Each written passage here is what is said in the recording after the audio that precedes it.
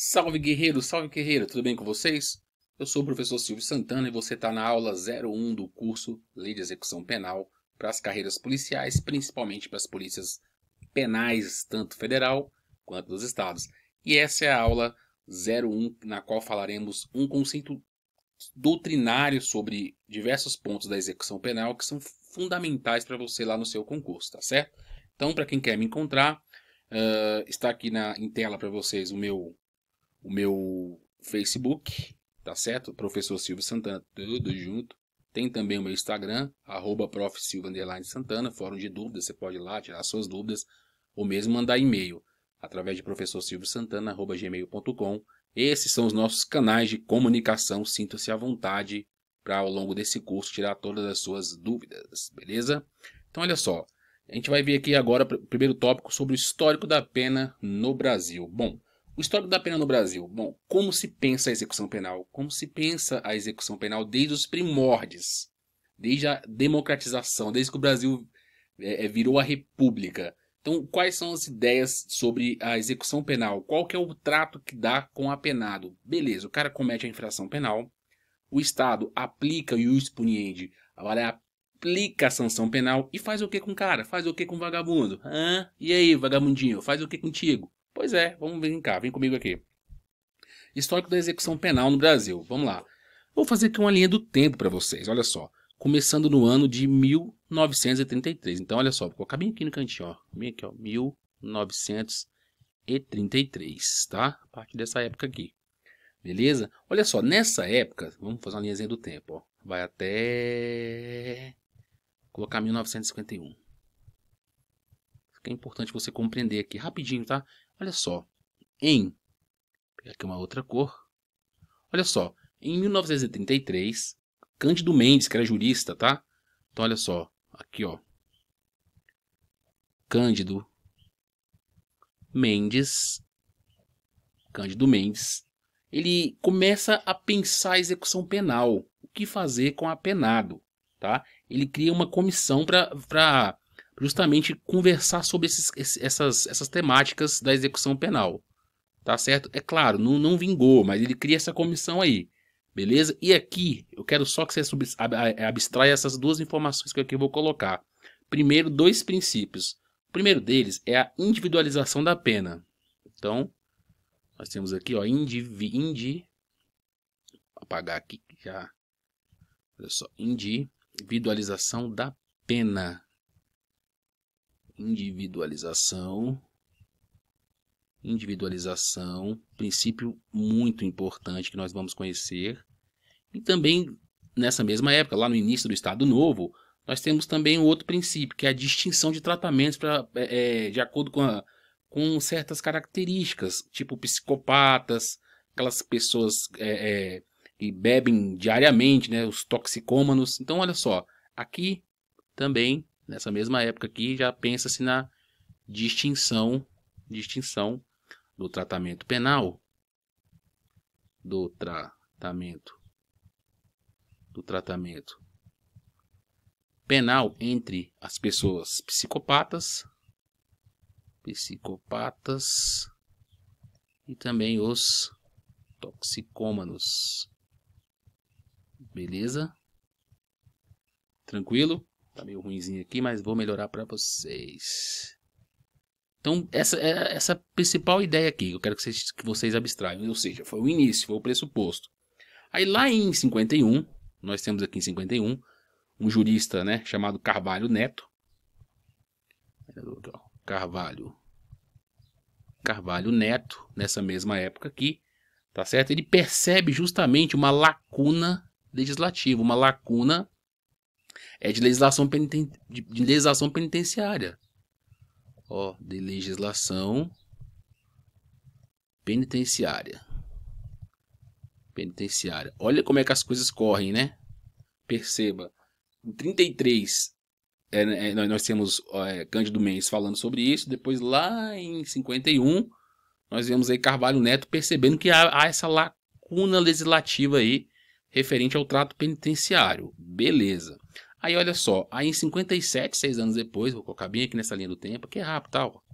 1957, nós temos o quê? Nós temos o quê? Vou pegar uma outra cor diferente. Aí nós temos uma lei, é a lei 3274. Então aqui nós temos aí a lei 3274, lá em 57, né? Essa lei, ela apresenta apenas normas gerais, cara. Então ela é muito falha. Somente normas gerais de execução penal. Normas gerais, tá certo? De regime penitenciário. De regime penitenciário. Então olha só, perceba o tempo penitenciário. Isso. Olha só, de 33 para 57 foi criar a primeira lei, lá do início do Estado Novo, até 1957 foi criar a primeira lei referente a normas penitenciárias, ou seja, cria-se uma preocupação. Aí vamos lá, isso foi até o ano de 70. Então eu vou colocar aqui, ó, década de 70.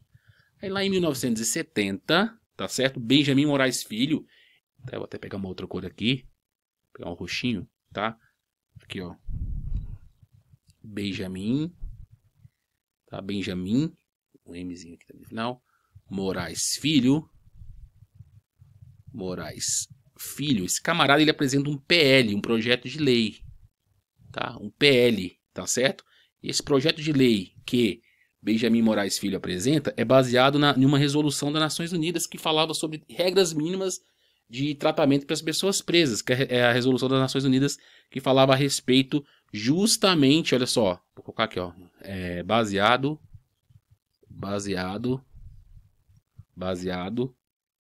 em numa resolução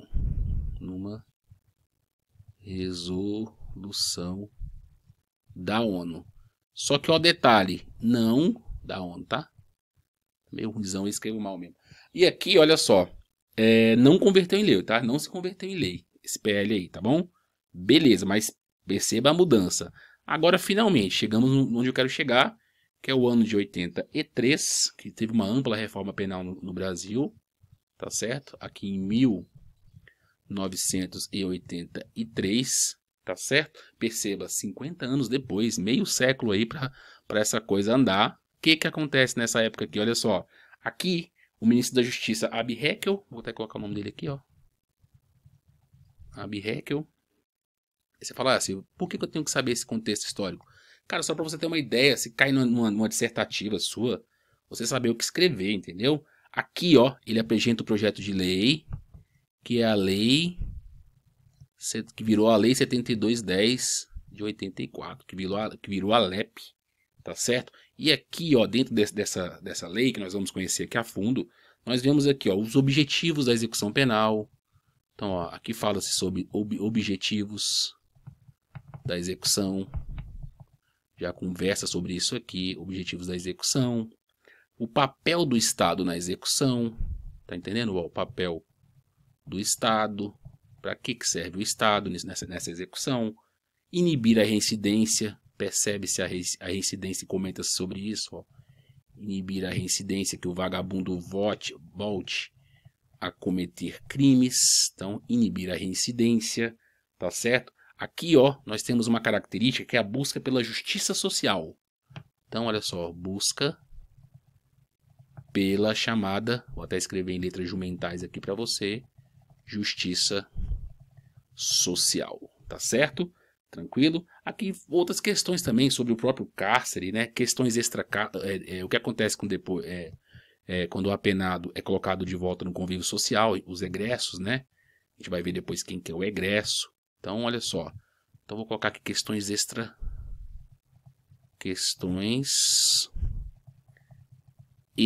cárcere. O que vai fazer com esse camarada depois que colocar ele fora, né? E também a ressocialização. Então perceba que 50 anos depois, lá de Cândido Mendes até Abbe Heckel, olha só, começa a se pensar verdadeiramente na lei de execução penal, que são normas específicas, ou seja, é a Bíblia da execução penal. Então perceba isso, olha só. Desde Cândido Mendes até Heckel aqui, ó, 50 anos se passaram e essa linha do tempo mostra como foi, assim, de maneira bem sintética, como foi pensado a execução no Brasil, tá certo? Claro, olha só, aqui nós temos os objetivos da execução penal, tá? Os objetivos da execução penal, inclusive, justamente para quê? Para para o cumprimento da pena e dá um objetivo para esse cumprimento da pena, tá certo? Qual que é o papel do Estado? Preocupa-se com a reincidência, olha só.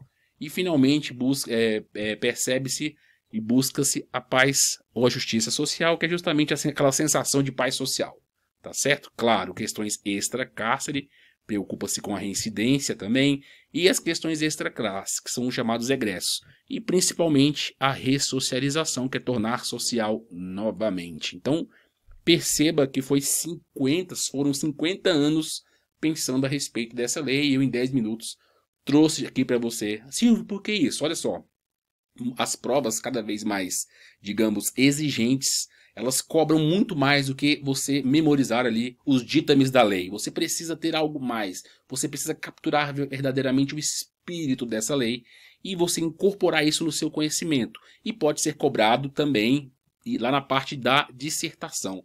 Imagina você fazer uma redação e conseguir escrever um pouco disso aqui, com certeza a sua nota vai lá para cima. Então essa é a nossa visão inicial aí sobre justamente essa perspectiva do histórico da execução. Sigamos. Vamos lá, let's go. Vamos para mais. Vamos continuar aqui então. Olha só. Função da pena. Função da pena também é interessante. Você compreender qual que é a função da pena. Né? Nós temos a função. Bom, olha só. Primeiro, o que é pena? Né? Então, olha só. Definição de pena no Brasil. Definição de pena no Brasil. Então, vamos entender primeiro o que é pena. Tá? O que é pena? Bom, no Brasil, a pena ela é polifuncional. Polifuncional. Tá certo? Ou seja, ela tem tríplice função. Tá? Ela tem tríplice função. Tá? Nós temos aí a função retributiva. Vou até colocar aqui, tá?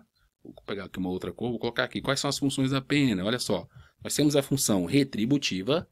Eu vou explicar para você, ó. Retributiva. Tá? Nós temos a função também preventiva. A função da pena também ela é preventiva. E também a função ela é reeducativa. Reeducativa, tá? Beleza? Tranquilidade total. Claro, esse é o conceito de Flávio Monteiro de Barros, tá? Deixa eu até colocar isso aqui. Não é um conceito meu, tá? Obviamente aí isso é Flávio Monteiro de Barros. Beleza? Quando ele fala a respeito disso no seu livro de Direito Penal, tá certo? Então, esse conceito de Flávio Monteiro de Barros, a pena ela é polifuncional. Polifuncional. Ela tem uma tríplice função. Função retributiva, preventiva e reeducativa. E você precisa compreender esses três aspectos. Então vamos lá. Primeiro, retributivo. Retributivo é uma forma que a gente chama aí de prevenção especial, tá? Essa aqui é chamada prevenção especial. Prevenção especial, tá certo? É a imposição da pena. É a imposição da pena. Como assim, Silvio? Dá ao vagabundo a lapada que ele merece. A pena na medida da sua necessidade. Você vai lá e impõe a pena ao transgressor, tá certo? Na medida do crime que ele cometeu. Isso é a função retributiva. O que é a função retributiva? É dar a lapada no coleguinha na medida do que ele mereceu. Entendeu? Beleza? Aí nós temos também causas preventivas aí de prevenção. A gente chama de prevenção geral. Aqui, ó. Prevenção geral, tá? Quer ser cedida, tá? Prevenção geral, beleza? Aqui é o chamado exemplo social, tá? Aqui é o chamado exemplo social. Como isso, Silvio? Olha só, se você vê o amiguinho sendo preso porque subtraiu um pertence de alguém, porque tirou uma vida, você, através daquele exemplo social, não vai querer cair na cadeia, não vai querer ser penalizado por um crime, entende? E a função reeducativa, que o foco realmente é a ressocialização. Aqui o foco, eu quero que você escreva, é a ressocialização. Aqui é ressocializar, tornar social novamente, reintegrar ao convívio. Então, ó, reintegração. Então o foco é a reintegração social, tá certo? Reintegração social. Entenda? Tranquilo? Então, essa é a definição de pena aí, tá certo? Olha só o que está no artigo 6º da resolução 103 do CNJ. Só para corroborar com esse nosso entendimento aí. Leia comigo aí, tá vendo? Olha só. Nós temos o seguinte, ó, na resolução 106. Então, deixa eu pegar aqui a canetinha. Calma. Vem aqui, canetinha, minha linda. Olha aí. Ó, em cumprimento ao artigo 1º da LEP, depois a gente vai ver qual é, o juiz da execução deverá, dentre as ações voltadas à integração social do condenado e do internado, para que tenham acesso aos serviços sociais disponíveis, perceba o caráter, diligenciar para que sejam expedidos seus documentos, ó, tornar social novamente, aí fala CPF, que pode ser expedido de ofício, com base no artigo 11 de uma instrução normativa 864, na qual não nos interessa. Então perceba que tem resolução do Conselho Nacional de Justiça nesse sentido aí, tá? Essa é de 2010, beleza? Tranquilo? Então perceba aí quais são as funções da pena, tá? Então primeiro você define o que é pena, tá? Para você entender as suas funções. Beleza. Abrangência. Bom, qual que é a abrangência da lei da execução penal? Também é importante você compreender qual que é a abrangência da lei de execução penal. Vamos a ela aqui então, olha só. A abrangência da lei de execução penal. Bom, se você analisar lá o artigo 2º da LEP, você vai ver o seguinte. Fala assim, ó, a pena se aplicará igualmente. Então, olha só. Aplica-se igualmente. Aplica-se igualmente. Igualmente em quem? No preso provisório. Presta atenção que é importante, ó. Preso provisório, que é o chamado inocente preso, tá? O preso definitivo, que sobreveio sentença judicial transitada em julgado. Preso definitivo, o cara já foi julgado e condenado, né? Principalmente aqui, ó, essas duas funções aqui, olha só. O da justiça militar e da justiça eleitoral, olha só. Justiça militar e também da justiça eleitoral, quero lembrar que é uma lei de 84. Aí, a própria lei fala que da justiça militar e da justiça eleitoral, esses dois caras aqui, olha só, quando recolhido a estabelecimento sujeito à jurisdição ordinária. Então, ó, jurisdição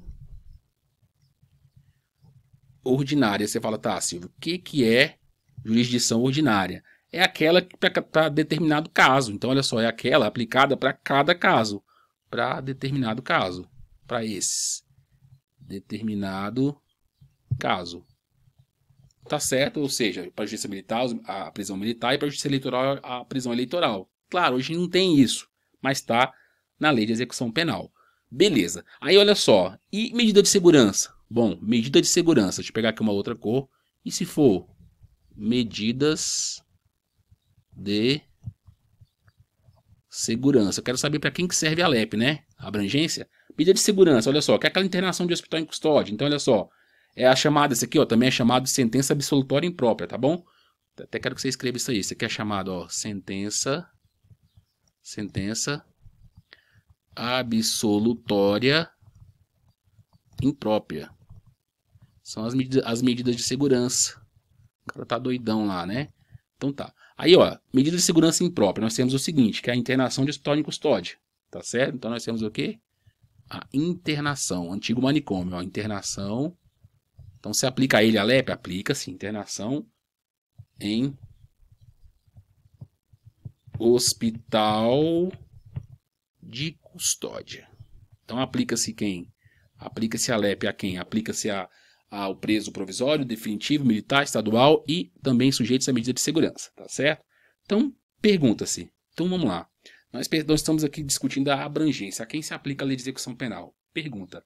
Aplica-se a lei de execução penal aos menores infratores? O adolescente que comete um crime, aplica-se a LEP a ele? Os dispositivos de proteção da lei de execução penal são estendíveis para os menores infratores? Então, resposta aí para vocês. Não. Não. Olha só, vamos colocar isso aqui no seu material. Menor infrator, não. Vou colocar aqui, pegar o azulzinho, olha só. Importante até escrever aqui, ó. O que é importante você saber? O que é importante você anotar no seu material aí, ó? Não se aplica a LEP, não se aplica a Lei de Execução Penal, não se aplica a LEP. As medidas socioeducativas. As medidas socioeducativas da LEP não se aplica, do ECA não se aplica, tá? Então aplica-se o quê? Nesse caso aí, ó, aplica-se a Lei 8.069 de 90, na qual conhecemos como ECA. Então aplica-se o ECA e não a LEP para os menores infratores, tá? Que são sujeitos a medidas de segurança. O menor infrator é sujeito a medida de segurança, portanto, se aplica o quê? Se aplica somente o ECA, né? Não se aplica a LEP, tá certo? Então, qual que é a abrangência? Nós temos aí abrangência preso provisório, definitivo, justiça militar e eleitoral quando sujeita à jurisdição ordinária, tá certo? A quem está em medida de segurança, pessoa que está louca das ideias aí, e não se aplica a quem está cumprindo medida socioeducativa, tá bom? Vamos avançar. Deixa eu pegar aqui. Agora vamos para os princípios da execução penal para a gente terminar esse bloco aqui. Princípios. Então, olha só. Princípios da execução penal. Bom, princípio. Nós temos aí, vou colocar aqui, ó. Primeiro princípio. Legalidade. Legalidade. Tá? Legalidade é princípio que você precisa entender. Tá? Legalidade você vai encontrar no artigo 2º da LEP. A legalidade. E você vai encontrar também lá no artigo 3º da LEP, você vai encontrar expresso lá o princípio da legalidade. Quer ver? Olha só. Olha aí em tela para vocês. Veja. Marca texto, olha só. Artigo 2º. A jurisdição penal dos juízes ou tribunais de justiça ordinária para cada caso em todo o território nacional será exercido no processo de execução em conformidade com esta lei, legalidade, e Código de Processo Penal de maneira subsidiária. Maneira principal, as disposições, o tratamento penal vai ser de acordo com a LEP e de maneira subsidiária,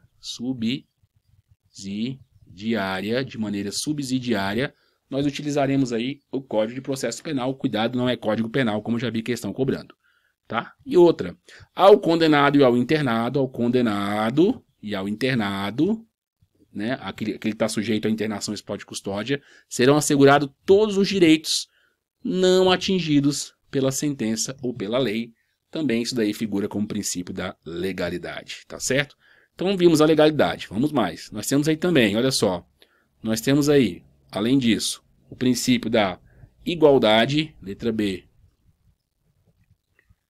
igualdade ou isonomia, tá? A igualdade, você vai ver lá no artigo 3º, parágrafo único, tá? Artigo 3º, parágrafo único, você vai ver a isonomia, olha só. Artigo 3º, parágrafo único, tá escrito bem assim. Olha aí, vou pegar uma marca-texto para você aqui. Ó, não haverá qualquer distinção de natureza racial, social, religiosa ou política. Não pode diferenciar isso aí. Odeie todos da mesma maneira. Princípio da isonomia ou igualdade, tá certo? Então temos mais aí. Vamos passando um a um para você conhecê-los. Aí vamos lá para mais um aqui. Vamos falar agora da individualização da pena. Importante esse, ó. Individualização da pena também é princípio. Então, individualização da pena, artigo 5º. Artigo 5º da LEP, tá? Olha só, tá lá, ó. Os condenados serão o quê? Classificados segundo os antecedentes e personalidade para orientar, nortear a individualização da execução penal. Então não é tratar todos os presos de maneira igual. Cada preso tem que ser tratado de maneira diferente, de acordo com seus antecedentes e personalidades, crime cometido, aptidão para o trabalho. Depois a gente vai ver isso daí. Beleza? Então estamos diante do princípio da individualização da pena. Vamos lá, tem mais. D aí. Dignidade da pessoa humana também, lógico. É importante comentar isso daqui, ó. Dignidade da pessoa humana. Silvio, onde encontra esse cara aí? Você encontra na Declaração Universal dos Direitos Humanos de 1948. Isso daqui é um princípio coringa, tá? E além disso, você encontra lá no artigo 1º, inciso 3º da nossa Carta Maior, da Constituição Federal de 88. Tá bom? Então, o princípio coringa, quer ver? Olha só. Tá aqui, ó. Olha só, dignidade da pessoa humana. Veja lá, ó. Olha só, olha só. A República Federativa do Brasil, formada pela União de seus estados e municípios, constitui Estado Democrático de Direito, tem como fundamentos, ó, dignidade da pessoa humana, tá certo? Então, essa dignidade da pessoa humana é o chamado princípio coringa. Princípio coringa. Você vai colocar em qualquer redação sua que vai estar correto, tá bom? Então, mais um aí, tá? Avançando. Então, mais um aqui que é importante você conhecer também, que não é tão comum. É a jurisdicionalidade. Então, a jurisdicionalidade. Então, jurisdicionalidade. Você vai encontrar esse princípio lá no artigo 2º da LEP também. E você vai encontrar lá no artigo 194 da LEP também. Tá certo? Olha lá, vou te mostrar lá. Deixa eu ver se eu trouxe para vocês aqui. Trouxe. O artigo 2º fala bem assim, olha só. A jurisdicionalidade, tá certo? Penal do juiz ou tribunais de justiça ordinária em todo território nacional, princípio da jurisdicionalidade, será exercido no processo de execução em conformidade com a lei. Então, essa primeira parte, principalmente aqui, ó. Tá certo? Então, princípio da jurisdicionalidade. Beleza? E o artigo 194, o procedimento correspondente às situações previstas nesta lei será judicial. E onde ocorrerá? Desenvolvido perante ao juízo da execução. Então, o que você vai entender com isso? Olha só, aqui rapidinho na minha força. Imagine o seguinte, o cara foi preso. Sobreveio condenação penal lá. Então, ele está cumprindo a pena dele. Quem deu a sentença? O juiz da sentença. O juiz que julgou lá o vagabundo. Beleza. Só que quando ele vai cumprir a pena, quando ele vai ser entregue ao cárcere, para você, futuro policial penal, quando ele é entregue ao cárcere, submete-se ao quê? Ao juízo da execução. E esse juízo da execução? Aquelas visitas mensais, os incidentes de execução, qualquer anormalidade intramuros dentro da pena, no cumprimento da pena, será o quê? Será dirimida por quem? Juízo da execução, princípio da jurisdicionalidade. Beleza? Então, rapidinho, vem comigo aqui para a gente finalizar esse bloco. Então vem cá. Percebeu a ideia? Então, voltamos aqui, então. E é isso. Então, esses princípios aí são importantes para você compreender, tá certo? Tá faltando agora só mais um pedacinho que a gente vai ver aqui agora, que são os princípios constitucionais voltados à execução penal. Eu quero que você veja comigo aqui. Então, olha só. Então, esse daqui, ó, eu chamo de Estatuto do Apenado, tá? Então, isso aqui, ó, é o chamado Estatuto do Apenado. Estatuto do Vagabundo, Joe. Vamos lá, Estatuto do Apenado. Vamos ver quais são aí os direitos que a Constituição assiste a esses vagabundos aí. Vamos lá. Primeiro tá lá no... Vou colocar todos aqui, tá? Então tá no artigo 5º. Deixa eu pegar aqui minha canetinha de novo. Peguei. Então, olha só. Tá dentro do artigo 5º. Mais precisamente no Romano 45. No Romano 45, que é o chamado aí princípio da intranscendência da pena. Ó. Princípio da intranscendência da pena. Intranscendência da pena. A pena não passará da pessoa do condenado, né? Intranscendência, tá meio ruimzão, mas dá, né? Que é um N da pena. Beleza? Então nós temos aí o princípio da intranscendência da pena. Tá certo? Deixa eu ver se eu trouxe esse slide. Tá aqui, ó. Tá aqui, até trouxe, que beleza. Então olha só. Nenhuma pena passará da pessoa do condenado, intranscendência da pena, podendo a obrigação de reparar o dano e a decretação de perdimento de bens, nos termos da lei, estendida aos sucessores e contra eles executados, até o limite do valor do patrimônio transferido. Então perceba, estou falando da pena, não dos bens. A pena morre, é a extinção da punibilidade junto lá com o vagabundo. Ele morreu, acabou. Agora a herança passa, tá? Então esse é o princípio da chamada intranscendência da pena, que você precisa conhecer muito bem. Aí o 47, artigo 5º aí, ó. Inciso Romanos, 47. 47, isso mesmo?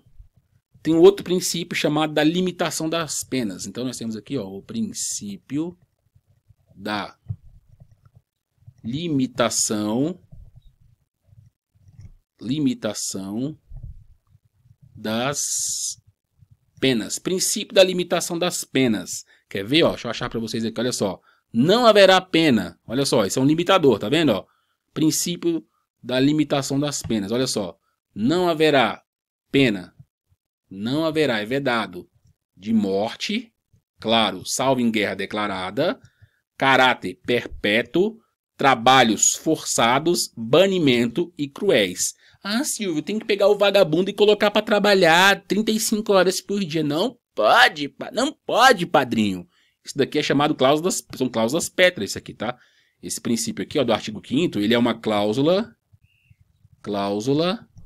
pétrea. Aí, Silvio, o que é cláusula pétrea? Tá lá no artigo 60, parágrafo 4º da Constituição. Tá? Não pode ser suprimido, não pode ser modificado nunca. Então, por hora, basta saber isso. Como é uma cláusula pétrea, o que você vai entender? Não pode, morte, salvo em guerra declarada, caráter perpétuo nunca. Né? Qual que é o máximo que se fica preso? Você lembra disso? Pois é, com a reforma agora do ano passado, 40 anos, né? Trabalhos forçados não pode, banimento também não, e nem meios cruéis aí. Tá certo? Então, vem cá, vamos lá. Outro princípio importante que a gente deve conhecer, está lá no inciso seguinte, que está no artigo 5º, só que dessa vez é o 48, que é importante você conhecer também, é o chamado princípio da individualização da pena. Então, ó, princípio da individualização da pena, já comentamos que ele está consagrado na LEP também, já comentamos, mas vem cá, individualização da pena, tá certo? Deixa eu ver se eu acho aqui. Olha aí, ó. Então, olha só, isso é individualização da pena, ó. A pena será cumprida em estabelecimentos penais distintos de acordo com a natureza do delito, a idade do vagabundo e do sexo do apenado. Cara, fica fácil visualizar o que a Constituição quis dizer. Por quê? Eu não posso misturar no mesmo estabelecimento condenados com, né? O cara tá lá, o cara cometeu um crime, né? Aí, ele é primário. Se ele é primário, não posso eu colocar ele lá no meio dos vagabundos profissional, lá no meio dos reincidentes. Reincidentes. Não posso fazer isso. É vedado que eu faça isso. Entende a visão? Olha só, idade. Não posso colocar maior de idade com menor. Sexo do apenado. Não posso colocar mulher junto com homem. Então isso aqui é meio óbvio. Tá bom? Então vem pra cá. E também no artigo 5º, mais precisamente no Romanos, deixa eu ver, 49, também nós temos um princípio importante, que é o da integridade pessoal. Nós temos aqui, ó, o princípio da integridade pessoal. Silvio, o que é o princípio da integridade pessoal? Não posso espancar o preso? Não, olha só. É assegurado o quê? É assegurado aos presos, né, o respeito à integridade física e moral. Inclusive, a lei protege. Comentaremos com mais detalhes durante o curso. Então, é resguardado aí o chamado princípio da integridade pessoal. Ah, não posso quebrar o vagabundo? Não, não posso pegar o vagabundo, colocar o gemado com as mãos para cima. Tá aqui, se eu algemar o camarada lá assim... Não, não pode. Não posso jogar um balde de água gelada na cara dele? Não, deixa o cara lá. Tá certo? Deixa ele cumprir a pena dele.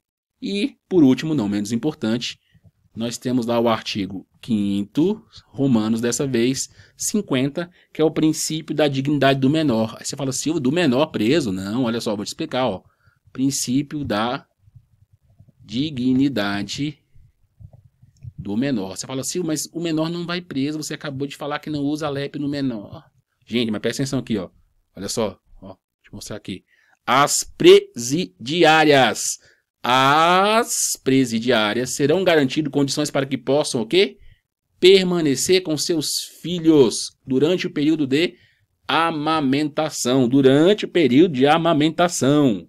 Tá entendendo a visão? Durante o período de amamentação. Isso é o princípio da integridade do menor. Tá? É o menor, tá certo? É o menor de ficar em companhia de sua genitora, de sua mãe. tá? De ser amamentado por ela. Cuidado importante aqui que você tem que tomar com a amamentação, que a Constituição fala que é durante o período de amamentação, mas a lei de execução penal fala que é no mínimo 6 meses. Então depois a gente vai discutir sobre isso, tá certo? Então, perceba que a gente acabou de comentar todos os princípios, tanto da lei de execução penal, que podem cair na sua prova, como acabamos de comentar também todos os princípios que estão na Constituição. E é deveras importante que você saiba todos eles, aplique todos eles numa prova objetiva e nas subjetivas também, se for o caso, beleza? Então esse bloco vai ficando por aqui, mas você vai continuar estudando, que você é muito bom e você vai conseguir. Força e honra, concurseiro. A gente se vê daqui a pouco. Valeu, galera.